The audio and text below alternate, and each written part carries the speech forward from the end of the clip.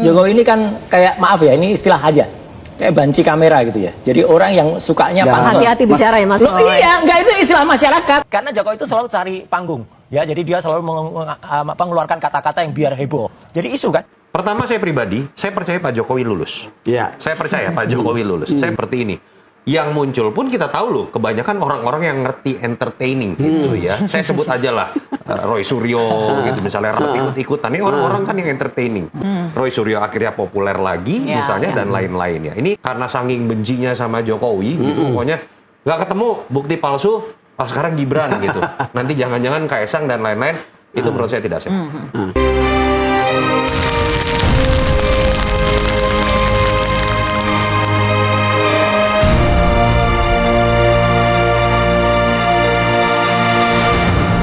YouTuber Nusantara. Assalamualaikum warahmatullahi wabarakatuh. Selamat datang kembali di Gerobokan Gokil. Roy Suryo playing victim ya. Kok bisa-bisanya sebut Pak Jokowi banci kamera, pengen tampil, selalu bikin gaduh di media.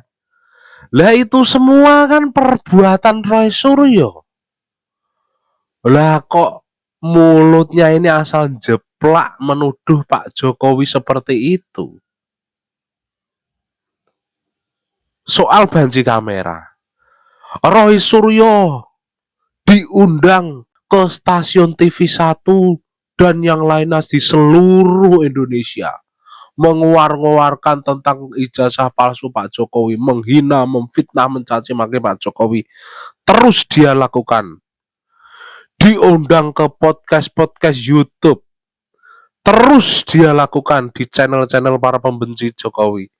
Jadi siapa yang banci kamera di sini? Panci. Lah terus soal yang bikin gaduh se-Indonesia.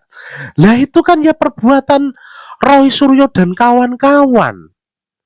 Soal ijazah palsu ini hampir setahun loh. Roy Suryo terus membuat gaduh. Sudah dibuktikan ini, ganti lagi yang ini.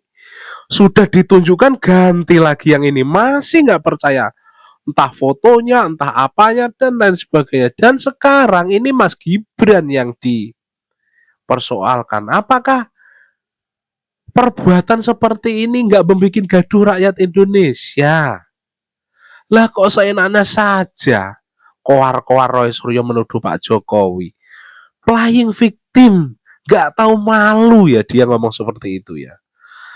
Alhasil ini saya salut ini ketika Yunarto Wijaya yang sebelumnya ini kan selalu kritik ya waktu Pilpres lalu ya, selalu kritis ke Pak Jokowi waktu Pilpres lalu, kini mulai sadar dan akhirnya itu menskakmat habis-habisan Roy Suryo dalam debat terbuka di TV bersama Adi Prayitno.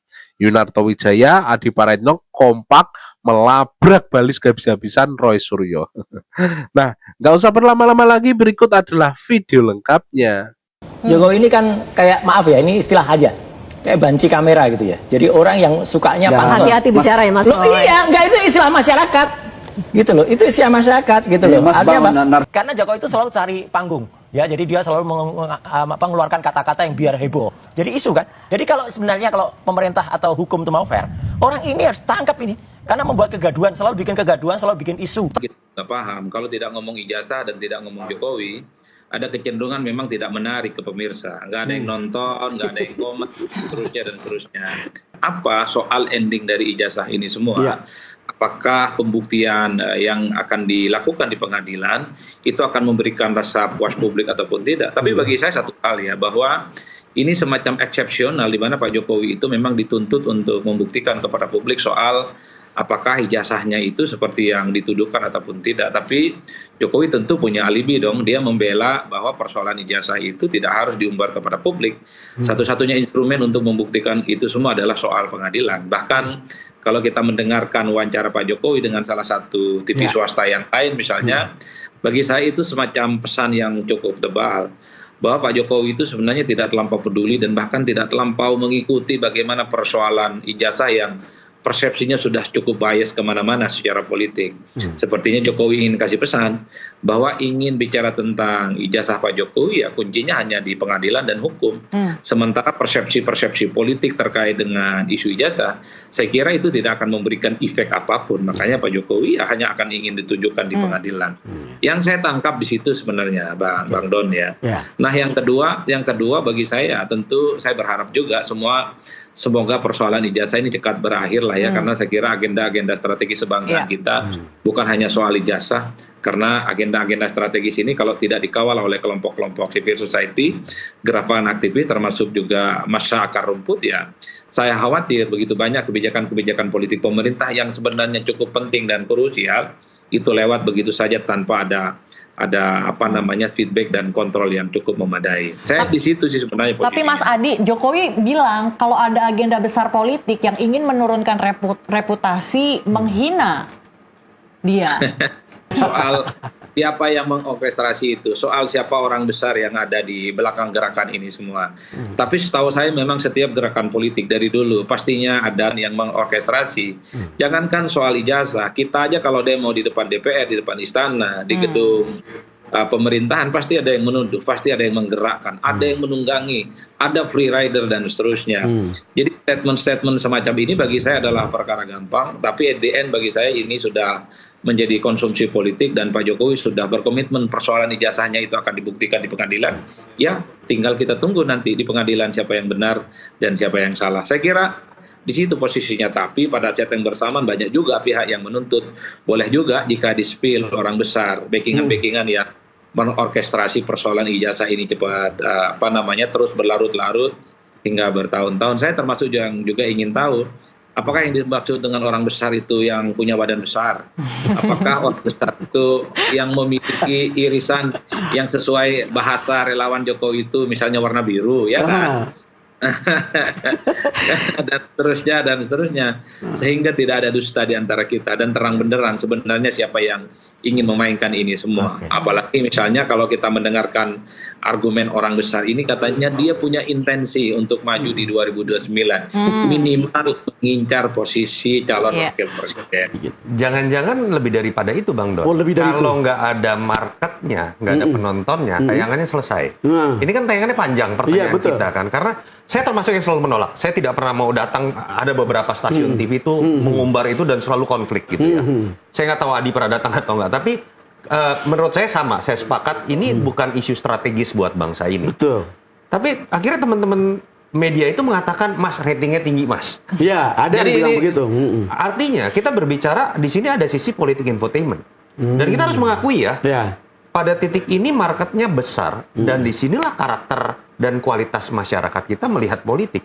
Sisi gosip, urusan pribadi, bener atau enggak bodong gitu kan, hal-hal seperti ini. Yang muncul pun kita tahu loh, kebanyakan orang-orang yang ngerti entertaining gitu ya. Saya sebut aja lah Roy Suryo gitu, misalnya Rasman Nasution seperti ikut-ikutan. Ini orang-orang kan yang entertaining. Roy Suryo akhirnya populer lagi misalnya dan lain-lain ya. Ini yang menurut saya harus dilihat dari sisi selain sisi berat hukum dan politik. Kalau mau ditarik pada isu yang lebih beratnya, pertama saya pribadi, saya percaya Pak Jokowi lulus. Saya percaya Pak Jokowi lulus. Saya percaya Gibran juga lulus. Adi Praetno saya ngomong gini masih ketawa nih. Gue pikir lo nggak percaya atau kira-kira gitu ya. Tapi poin paling penting sebenarnya karena saking bencinya sama Jokowi, gitu, pokoknya nggak ketemu bukti palsu. Sekarang Gibran gitu. Nanti jangan-jangan Kaesang dan lain-lain. Itu menurut saya tidak sehat. Oke, jadi Anda yakin tidak ada agenda menuju 2029 dari peristiwa ijazah ini? Mungkin saja. Tapi bisa juga malah jadi bumerang. Ketika kita bicara mengenai Pak Jokowi terus-menerus dibahas dalam ijazah palsu, malah akhirnya tetap pada di atas panggung. Dan ketika diserang oleh orang-orang yang mungkin kadang-kadang terlalu antagonis, bukan tidak mungkin efeknya malah positif buat Pak Jokowi. Itu yang menurut saya, ya semoga siapapun yang bermain, ya saya berharap udahlah, lu kerja politik aja lah kalau pengen punya ambisi di 2029 gitu. Sayang gitu waktu dihabiskan seperti itu. Bagi saya mungkin soal akumulasi dari kekecewaan terhadap Jokowi. Ya, kekecewaan itu banyak sekali, mungkin dari relawan, mungkin dari konsultan, mungkin dari partai politik. ataupun kelompok-kelompok utama yang dulunya adalah generasi termul pertama merasa kecewa, kemudian agresif saat ini, itu akumulasi bagi saya. Kalau apakah ini persoalan politik ataupun hukum, saya justru melihat ini persoalan politik ya, persoalan politik dalam arti ingin menghantam Jokowi setelah jadi presiden. Kenapa ini misalnya tidak dilakukan oleh kelompok-kelompok yang menentang itu 5 tahun, 10 tahun yang lalu? Karena posisi Jokowi cukup powerful, presiden yang dicintai rakyatnya, infrastruktur yang kemudian diakui, approval ratingnya sampai ke langit ke-7, kira-kira begitu. Nggak ada.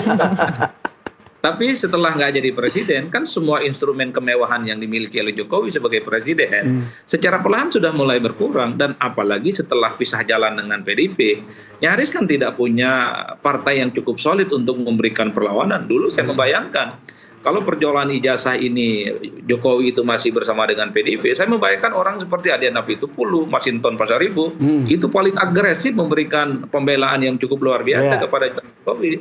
Tapi karena pecah kongsi, karena sudah pisah jalan ya, terkesan Pak Jokowi itu memang ditinggalkan sendiri, melawan sendiri terhadap kelompok-kelompok yang selama ini selalu menuding ijazahnya itu sebagai sesuatu ijazah yang tidak benar. Nah, akumulasi semacam ini yang sepertinya dibaca oleh Jokowi, sehingga expose yang terkait dengan ijazah ini kan stamina politiknya sudah setahun penuh dan nyaris tidak tergantikan oleh isu yang lain. At the end bagi saya, siapapun yang kalah dan menang terkait dengan ijazah, ini nggak ada gunanya Bang Don, untuk apa? Kan tidak akan mengubah apapun, tidak akan mengubah Jokowi jadi presiden periode, tidak akan mengubah pernah jadi mantan wali kota dan gubernur. Satu-satunya mungkin yang ditarget adalah bagaimana Jokowi itu dipersepsikan tidak sebaik yang selama ini dibayangkan oleh banyak orang. Saya ingin menambahkan apa yang disampaikan oleh Bung Toto ya, terkait dengan kinerja KPU dan Panwas terkait dengan ijazah ini. Apakah mereka bekerja selama ini di Solo, di Jakarta, ataupun KPU Pusat? Kalau kita membaca undang-undang sebenarnya, kan tidak wajib melampirkan ijazah asli. Undang-undangnya itu hanya boleh menyertakan fotokopi surat keterangan lulus, ijazah ya, SMA ataupun S1 yang derajat yang dilegalisir. Udah segitu aja. Nah, bagi saya ini adalah momentum karena konon di 2026 ini kawan-kawan DPR akan membahas terkait dengan undang-undang pemilu.